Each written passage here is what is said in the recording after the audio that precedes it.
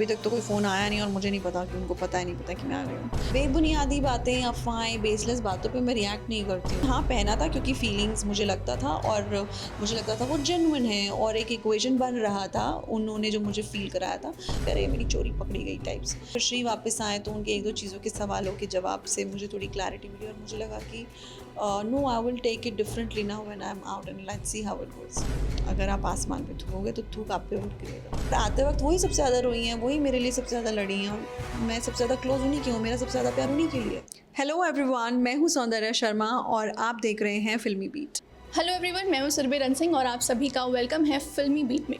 Big boss 16 का एक और एविक्शन हो चुका है और बिग बॉस के घर से बाहर निकल कर अब हमारे साथ हैं सौंदर्या शर्मा। सबसे पहले तो आपका बहुत बहुत स्वागत है फिल्मी बीट में। Thank you so much. अगर आपकी जर्नी की बात करें तो शुरू से ही आपके लिए ये कहा गया है कि दूसरों के मुद्दे पे आप बोलते हो, आपके मुद्दे नहीं हैं, या फिर गौतम का नाम आया है कि आप गौतम की वजह से दिख रहे थे, और उसके बाद शालीन के एलिगेशंस। तो क्या कुछ आप कहना चाहोगे आपकी जर्नी के बारे में? अगर मुद्दे नहीं होते और कुछ नहीं होता तो मैं यहाँ तक आती ही नहीं, पहली बात। और रही बात शालीन ने जो भी कुछ बोला है, good for him, good for him.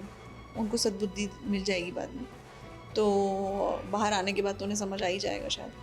तो बेबुनियादी बातें, अफवाहें, बेसलेस बातों पे मैं रिएक्ट नहीं करती हूँ यार। अगर आप आसमान पे थूकोगे तो थूक आप पे उड़ गिरेगा।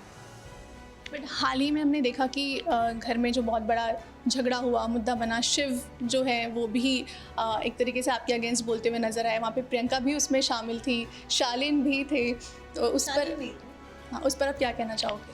उसमें मैं यही कहना चाहूँगी कि गॉड ब्लेस देम। अभी तो उन्होंने इंटरनल पॉलिटिक्स करके मुझे निकाल दिया है, तो शायद उनके चांसेस ब्राइट हैं, वरना मेरे रहते तो शायद इतना उनको थोड़े से फिर भी चैलेंजेस आते थे, क्योंकि I did not sync well with him, क्योंकि मैं उनकी कैप्टनसी के अगेंस्ट टिकट टू फिनाले मैंने उनको नहीं जाने दिया, इसलिए उन्होंने क्लियरली एक पर्सनल अटैक किया जिसके बारे में उनको बिल्कुल इल्म नहीं है कि मेरी क्या इक्वेशन थी क्या नहीं थी, which is a very personal thing to से।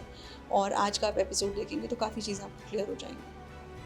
अच्छा, अर्चना की बात करें तो लगातार हमने देखा है कि आपने अपनी तरफ से अपनी दोस्ती निभाई है अर्चना के लिए, लेकिन अभी एंड के एपिसोड्स में हमने देखा कि आप भी थोड़ी सी अर्चना से ऑफ नज़र आ रही थी किसी रीज़न की वजह से। हाँ, क्योंकि मेरा उनसे झगड़ा हुआ था, उन्होंने कुछ बात बोली थी शिव को लेके जो कि मुझे समझ नहीं आई, और मैंने कहा कि ये चीज़ें आप मत बोलिए, ये ठीक नहीं है।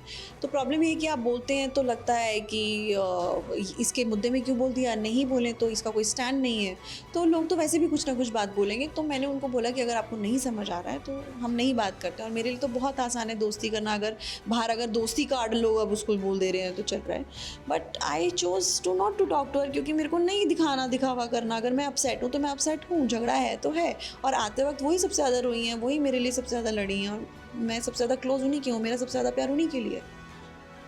घर में एस्ट्रोलॉजर आए थे जिन्होंने ये कहा कि गौतम और आपके रिलेशनशिप को लेकर कि आपकी फीलिंग्स जो है वो बिल्कुल जेन्युइन थी, लेकिन गौतम की फेक थी।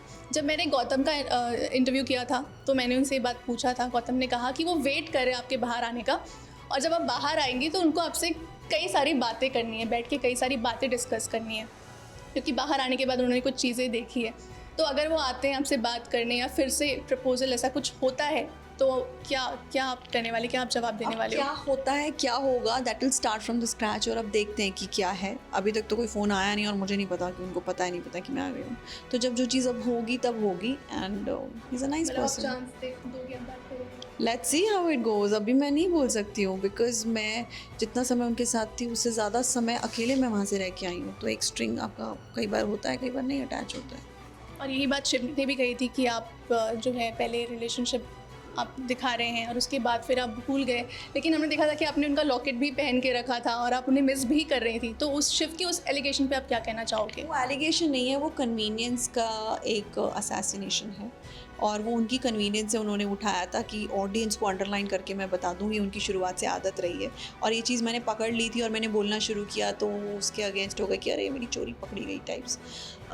बट कहने का मतलब ये है कि हाँ, पहना था क्योंकि फीलिंग्स मुझे लगता था और मुझे लगता था वो जेन्युइन है और एक इक्वेशन बन रहा था उन्होंने जो मुझे फ़ील कराया था।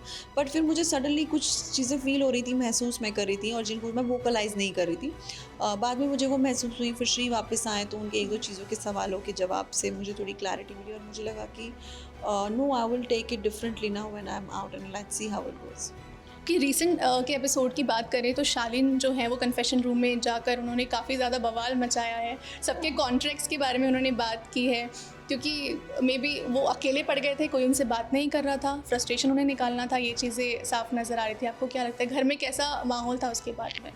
अभी घर बहुत लोनली लोनली हो गया क्योंकि सिर्फ 8-9 लोग रह गए थे, तो आप एक दूसरे से बात करेंगे ही करेंगे कुछ ना चाह के भी।